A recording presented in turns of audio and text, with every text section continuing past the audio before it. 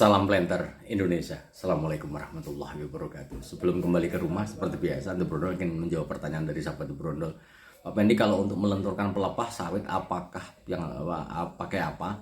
Dan terus mengatasi buah sawit busuk atau belum masak itu apa gitu. Jadi ada dua pertanyaan. Yang pertama untuk melenturkan pelepah. Jadi mekarnya pelepah kelapa sawit adalah sangat ditentukan dari pembentukan ataupun pembesaran sel pada bagian pangkal pelepah itu sendiri. Kalau kita menjaga ya, kalau kita ke lapangan misalnya masih manen, misalnya di dodos itu, ketika pemberian nitrogen itu tidak cukup, angkanya tidak cukup, maka seringkali bahwa pelepah itu akan menjadi keras. Kalau dalam bahasa Wonosobonya itu menjadi bulat sekali. Sehingga yang sangat berpengaruh adalah tergantung dari pemberian pelepah. Karena bahwa ada hubungan antara mudahnya ataupun renyahnya pelepah dengan lenturnya pelepah itu ada. Jadi ketika buah ataupun tanaman itu tidak lentur, artinya bahwa dia tetap ngaceng atau tegak seperti ini. Ini disebabkan karena bahwa pangkal pelepahnya itu selnya tidak berkembang dengan baik. Dan yang kedua, berat dari pelepah juga tidak terpenuhi ya. Jadi maka dia cenderung akan tegak, buah akan kempes. Ketika diberikan nitrogen, dalam hal ini mungkin bisa menggunakan pupuk sumber nitrogen, bisa pakai ZA dengan 21% nitrogen ataupun dengan urea 46% nitrogen, itu akan menjadikan bahwa nitrogen akan menjadikan ini sel bagian pangkal pelepah itu akan berkembang dengan baik, sehingga ketika dipanen itu akan mudah renyah sekali. Dan kemudian bahwa nitrogen ini, jangan lupa bahwa nitrogen adalah salah satu unsur hara sebagai penyusun dari daun itu sendiri. Klorofil daun adalah nitrogen. Ketika sudah terpenuhi nitrogen terserap itu menjadi hijau daun di di pelepah, maka pelepah akan memiliki bobot yang relatif lebih berat.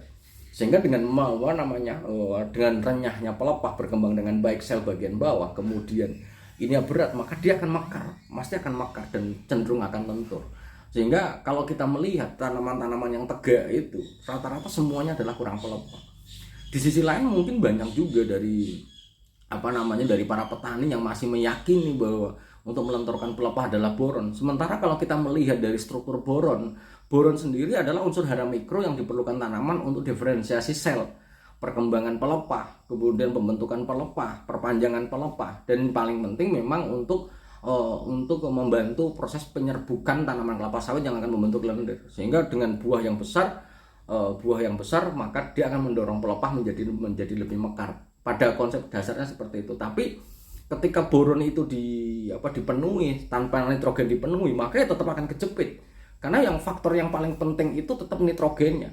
Berarti berapa persen nitrogen atau berapa gram nitrogen yang diberikan pada tanaman kelapa sawit yang nanti akan sangat berpengaruh terhadap mekarnya pelepah dan lenturnya dari pelepah itu sendiri. Sehingga seringkali memang kalau kita melihat kasus-kasus sengkeh alami pada tanaman kelapa sawit disebabkan karena ketidakseimbangan nitrogen, pelepahnya berkembang dengan baik, kemudian sangat berat, maka dia akan sengklek karena tidak diimbangi dengan pemberian kalium yang cukup.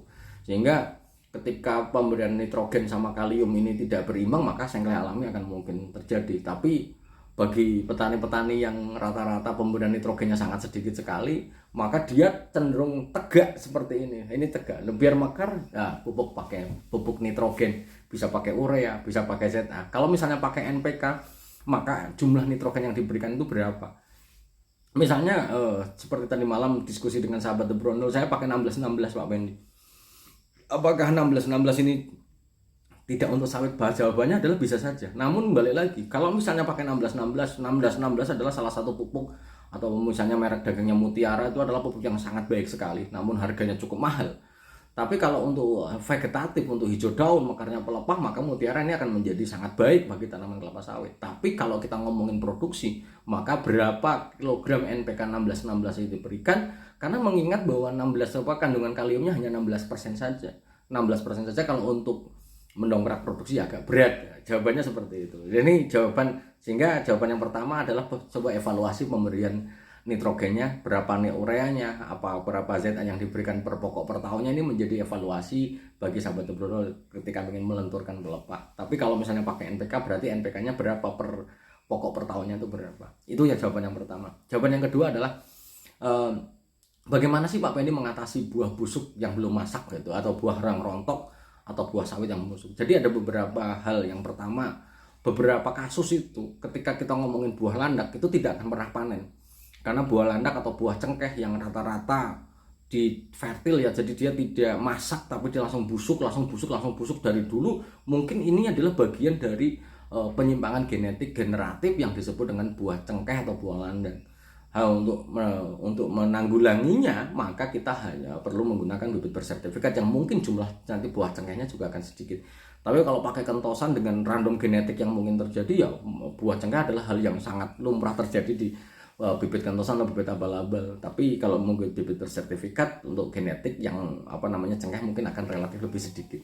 Ini menjawab pertanyaan bagaimana buah cengkeh yang misalnya busuk ini kalau faktornya adalah genetik. Lah, kalau faktornya bukan genetik apa nih Pak Ben? Ketika kita pelepah yang pelepah buah yang busuk, mentah brondol yang pernah dijelaskan sama Ante Brondol sendiri bahwa hal ini sangat terjadi akibat karena mungkin yang terjadi adalah dulunya pernah terlambat panen. Saat TBM dia semah tidak pernah dipanen, kemudian ada buahnya yang belajar buahnya tertinggal, lama-lama busuk di pohon, maka akan memungkinkan munculnya yang namanya jamur Marasmius palmivorus itu. Jamur pembusukan dari buah yang tidak terpanen ini akan tetap berada pada pohon itu sendiri. Lah, efeknya apa? Jamur Marasmius ini. Jamur Marasmius itu akan berefek pada menginfeksi pada buah-buah yang muda.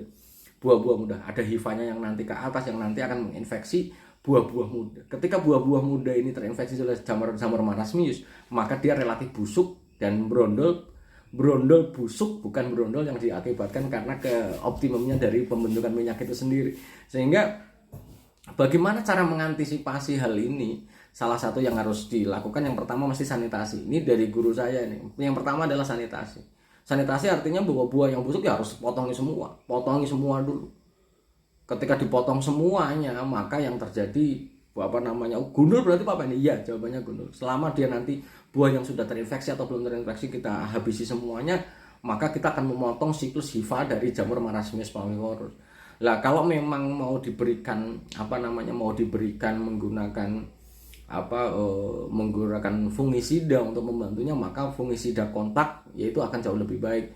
Bisa menggunakan fungisida berbahan aktif mancozeb, misalnya ditin 30 gram ditin per 15 liter air disemprotkan untuk membantu percepatan menanggulangi jamur Marasmius ini juga akan sangat membantu. Ataupun misalnya kita menggunakan propinep merek dagang Antrakol misalnya tetap 30 gram per 15 liter air juga akan sangat membantu bagi perbaikan dari buah muda yang membusuk akibat adanya jamur Marasmius palmivorus itu sendiri.